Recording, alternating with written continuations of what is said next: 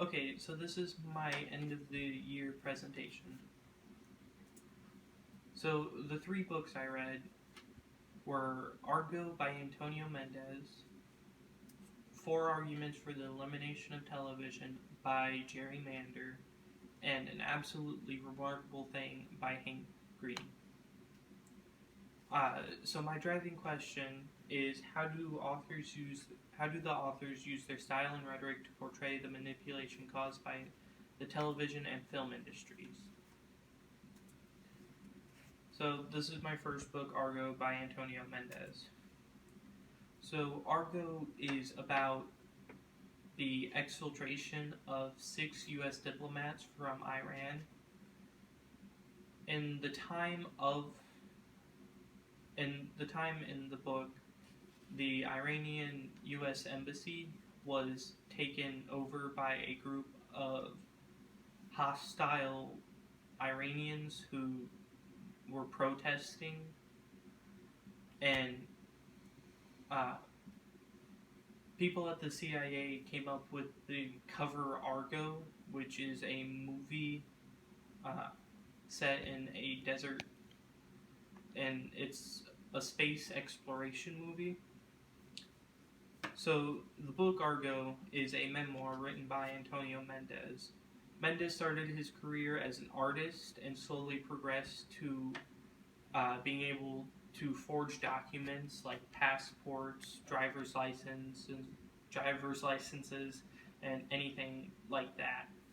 And he progressed through the agency, became an agent, and was able to come up with backgrounds, passports for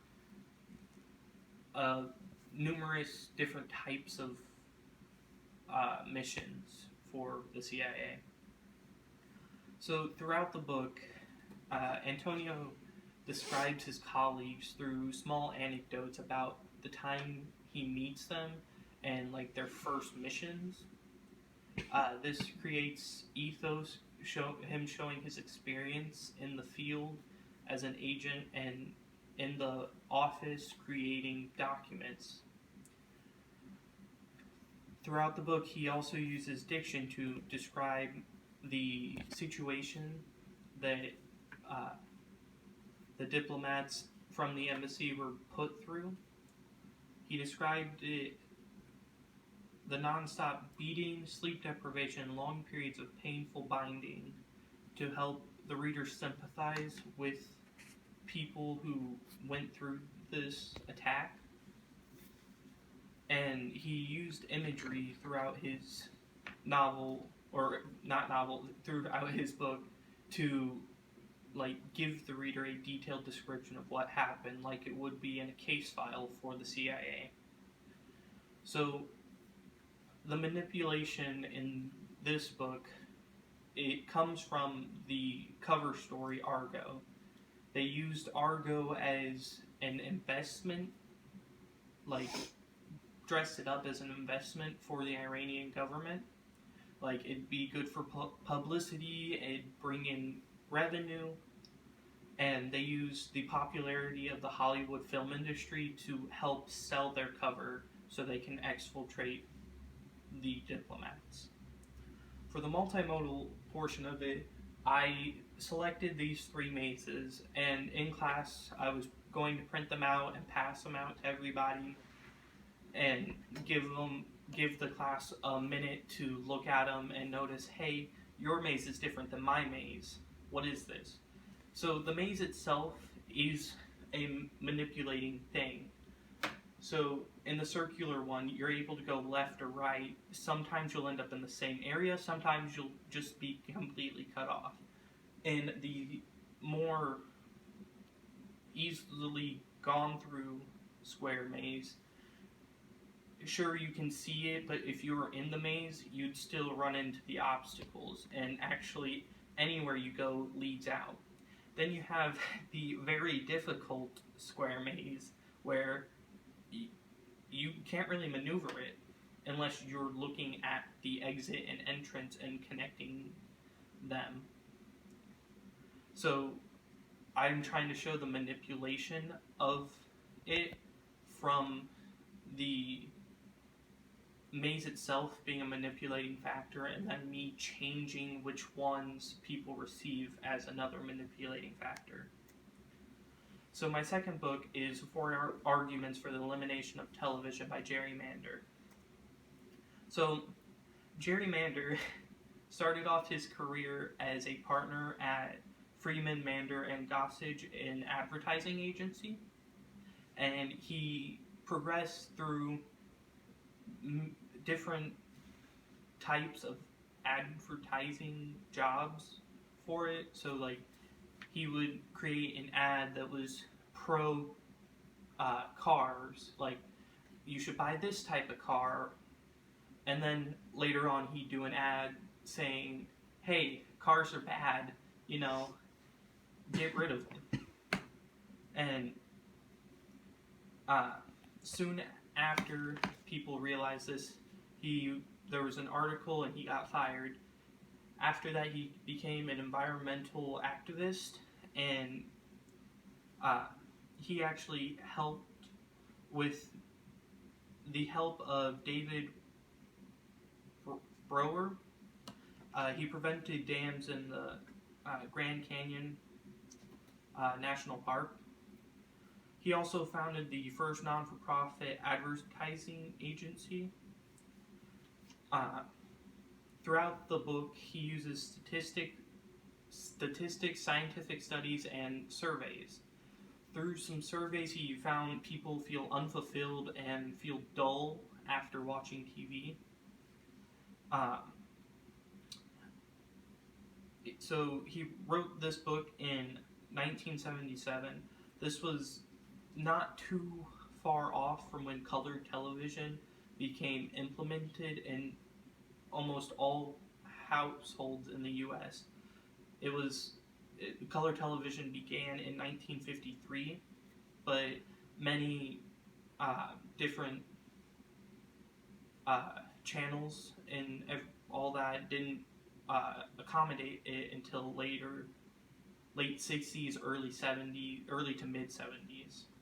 So throughout the book, it's not 4 separate arguments. It's a ton of anecdotes about little parts of arguments, like the mental health issues and then the social health issues of it.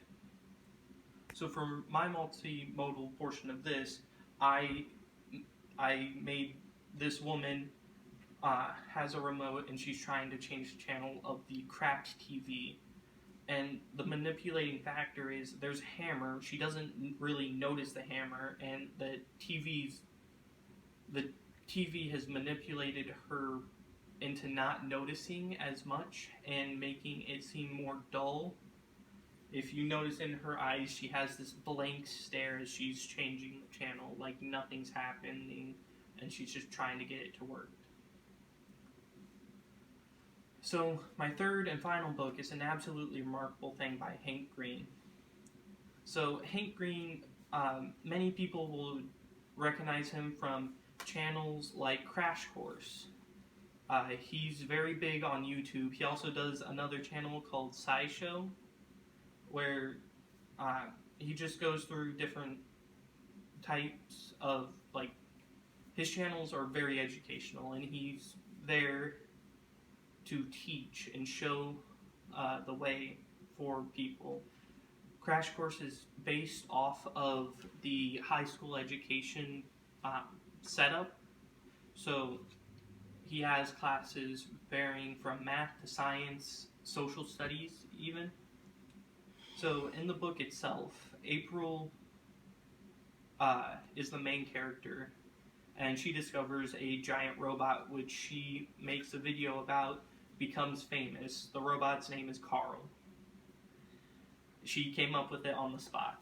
And the novel shows her journey from being an absolute nobody college kid to being known all around the world. And it's full of college opinions, like fresh out of college, not really liking the world.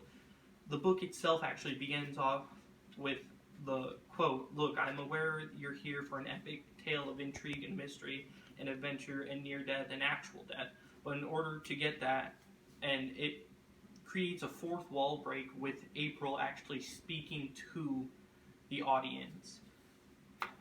She says, unless you want to skip to chapter 13, I'm not your boss. She also later on states things like, I'm telling you this because I want you not to hate me. You're probably going to hate me in a couple of pages. And it connects with the reader, the fourth wall breaks, and it being from April's point of view. Through the novel, Hank develops a character named Maya. She studies at Berkeley, and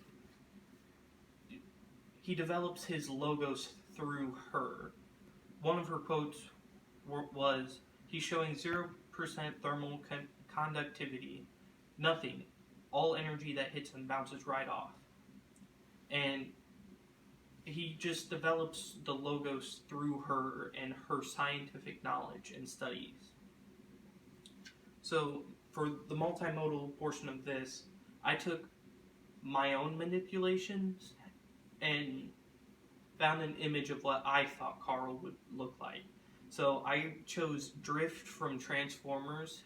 That was a big part of my childhood. I love Transformers. And when Carl was described as a samurai robot statue, this was the very first image that came to my mind. I also found another image of an artist's representation of Carl, and that's what is on it's on your right, my left. So each of my visuals has some manipulating factor in it, whether it's the dullness of TV, a maze itself being a manipulation, or my own manipulating factor of loving Transformers and watching the cartoons and stuff as a kid. Each one shows some type of manipulation caused by something else. So my conclusion is, through the use of literary devices such as anecdotes, imagery, and diction, each author builds their rhetoric to show the manipulation of television and the film industry in the lives of people. And these are my questions. This is my works cited.